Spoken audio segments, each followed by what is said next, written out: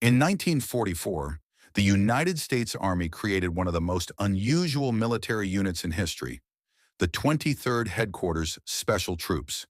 Over 1,100 men who would spend the rest of the war deceiving the enemy without ever firing a shot in combat.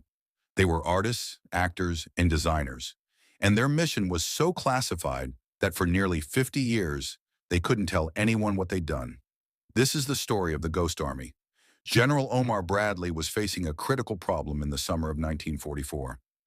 After the success of D-Day, American forces were pushing deep into France, but German intelligence was everywhere. They had spies reporting troop movements, radio operators intercepting communications, and reconnaissance aircraft flying overhead constantly.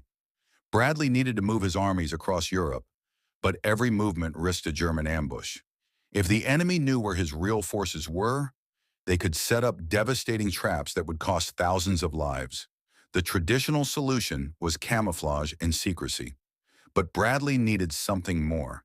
He needed deception on a massive scale. He needed to make the Germans see something that wasn't there. That's when Colonel Harry Reeves came up with an idea that seemed almost absurd. Instead of hiding soldiers, what if they created fake ones? In 1942, the Army began recruiting men from art schools, design studios, and theaters across America. They weren't looking for the toughest soldiers or the best marksmen. They wanted artists and creative minds. By 1944, these men formed the 23rd Headquarters Special Troops, stationed at Camp Forest in Tennessee.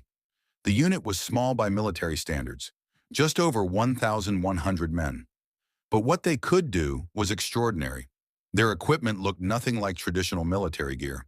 They had inflatable rubber tanks that could be set up in minutes and weighed only a few pounds. From a distance or from an aircraft, they looked exactly like real tanks. They had sound trucks equipped with recording equipment that could broadcast the noise of thousands of soldiers, tank engines starting up, troops marching, equipment clanging.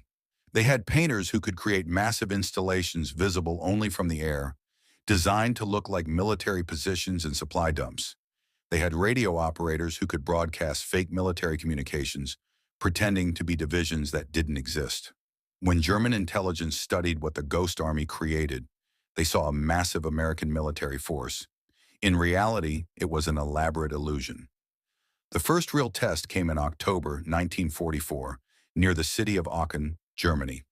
American forces needed to move south for a major offensive, but German intelligence was watching. The Ghost Army was given one task: convince the Germans that a large American force was staying in the current position while the real troops moved elsewhere. For 72 hours, the Ghost Army went to work. They inflated fake tanks and positioned them in open fields. Sound trucks broadcasted recordings of soldiers marching and vehicles moving. Radio operators sent false communications about supply movements and troop rotations. Painters created massive dummy positions designed to be spotted by German reconnaissance pilots. The deception was so convincing that German forces remained concentrated in the wrong location, while American troops successfully repositioned.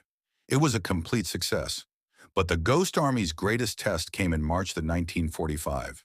By early 1945, the war in Europe was nearing its end, but Germany was still fighting fiercely. General Bradley was planning one of the largest operations of the entire war, crossing the Rhine River with over 100,000 troops. The Rhine was the final major barrier between the Allies and Germany's industrial heartland. German forces were dug in on the far side, waiting. If the Germans knew where and when the crossing would happen, they could concentrate their firepower and turn it into a bloodbath. Bradley needed the enemy to believe the crossing was happening somewhere else entirely. The Ghost Army was positioned upriver from the real crossing site. Their mission was to create the appearance of a massive American force preparing to cross at two false locations, 15 miles north of where the actual crossing would take place. On the night of March 22nd, 1945, the Ghost Army set up their equipment. Inflatable tanks were positioned in the open. Sound trucks were placed strategically to broadcast the noise of thousands of soldiers preparing for an assault crossing. Radio operators transmitted fake communications about the crossing operation. Painters had already created installations visible from German positions. Meanwhile, the real American forces were moving into position in complete silence and darkness, hidden and camouflaged, ready for the actual crossing. As night fell, German artillery opened fire. They were targeting the Ghost Army's decoys. While fake positions took the bombardment, real American soldiers crossed the Rhine in rubber boats and pontoons unopposed. By morning, tens of thousands of American troops were across the river. The Germans didn't realize they'd been deceived until it was too late. Thousands of American soldiers had crossed the Rhine with minimal casualties because of the Ghost Army's deception.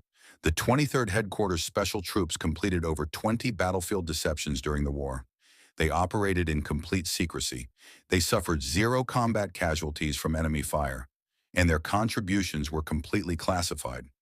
After the war ended, the soldiers were sworn to secrecy. The documents about their operations were locked away. For decades, their story was completely unknown. Veterans couldn't tell their families what they'd done. Historians had no record of their contributions. The Ghost Army simply vanished from history. It wasn't until the 1980s and 1990s that the story began to emerge. Declassified documents were released. Veterans who'd kept silent for 40 years could finally talk about what they'd accomplished. Historians began writing about the unit. The Ghost Army story was finally revealed to the world. These soldiers, artists and designers who'd been trained to wage war through deception rather than firepower, had changed the course of the war in ways that went completely unrecognized for half a century. Their contributions saved countless lives. Their creativity and innovation proved that military victory doesn't always come from the biggest guns or the strongest soldiers. Sometimes it comes from thinking differently, from seeing opportunities others miss, from using imagination as a weapon. The Ghost Army showed that war could be won in ways no one had ever imagined before. And for the first time, the world could finally know their story.